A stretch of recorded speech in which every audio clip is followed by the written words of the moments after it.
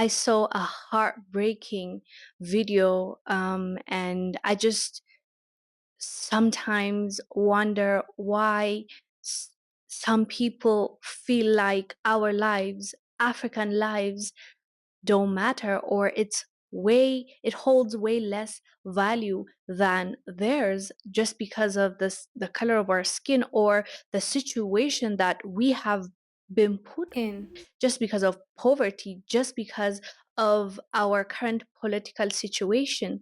As you know, and like we've discussed this topic so much before, with the current situation in Tunisia, sub Saharan Africans being mistreated, getting kicked out of their houses. Some of them even lost their house to fire because someone set their houses on fire. People have been losing their lives left and right in Tunisia because of the color of their skin, even though Tunisia is an African country.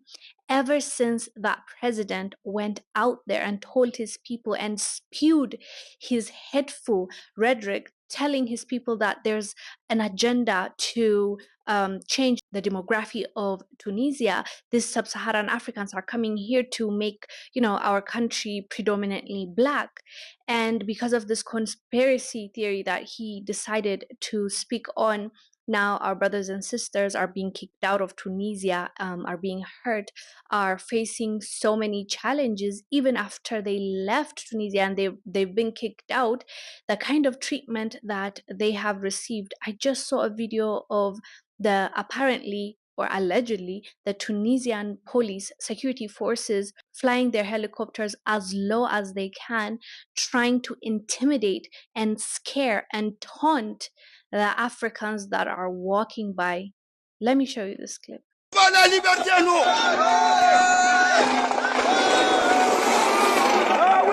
Hey. Et où est? On va la liberté à nous.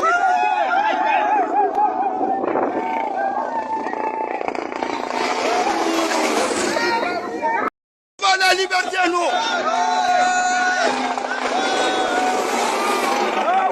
Hey. Et où est? On va la liberté à nous.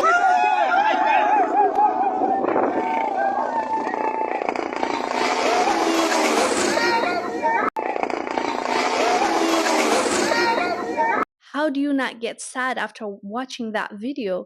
These people can easily be you and me.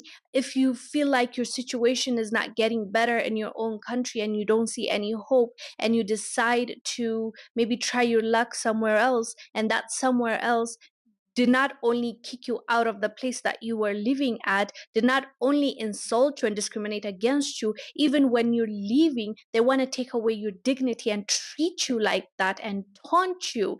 And this is for them like a joke. I made the mistake of going to the comment section to see what people were saying. And, I hate generalizing. And I've seen a lot of Tunisians coming forth when when the president first said what he said, and said that this is racism, we don't accept this, we don't want to agree with this guy because he's hateful, was what some people on social media that are from Tunisia were saying. So I don't want to you know put that aside and just focus on the negative, but there are people that stood up for these people. But the comment section that I was in, when it comes to this helicopter situation, people were happy, people were celebrating it, and they're claiming that they're from Tunisia, and they were saying that, well done, this is how you get rid of these people, and like talking about Africans like we're not even human beings, we don't even deserve to be given the human decency to to let us go in peace when we're being kicked out, we're being mistreated. And it really made me sad reading that comment section, I'm not gonna lie. But at the end of the day, this has happened, and I always say this and I'll repeat it again. It's bittersweet. It should really teach us how to navigate our lives where we are, where we're born. It might be easier said than done, but we've seen so many people getting somewhere without having anything, right? I know the situation might not be conducive everywhere, or your circumstance might really discourage you from attempting to work or build where you are. But what's the alternative, fam? Being treated like this, going there and losing your life, and not even going out with respect.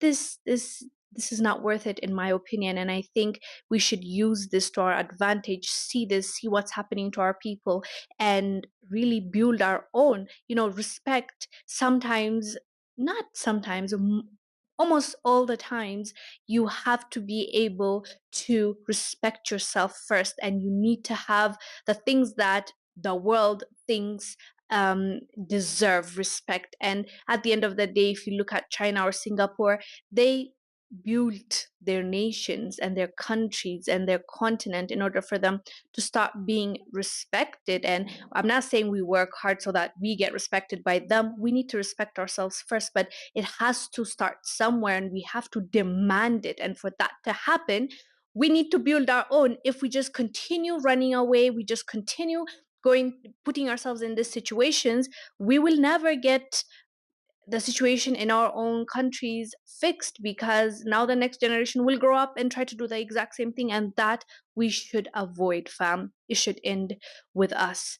Anyways, fam, let me know down below what your thoughts are about this. And I have a question for AU. Can you say something? Can you do something? I know they wrote a statement once when the guy said what he said about sub-Saharan Africans, but then we haven't heard anything much from the AU after that. The Tunisian president said Black African immigrants are trying to change the demographic makeup of his country. He said the undocumented migration from sub-Saharan African countries is aimed at changing the demographic makeup of the country. The undeclared goal of the successive waves of illegal immigration is to consider Tunisia a purely African country that has no affiliation to the Arab and Islamic nations.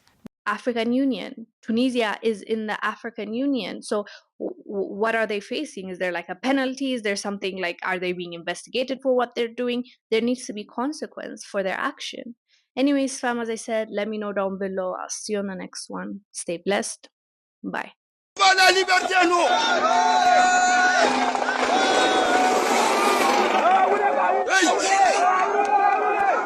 Hey.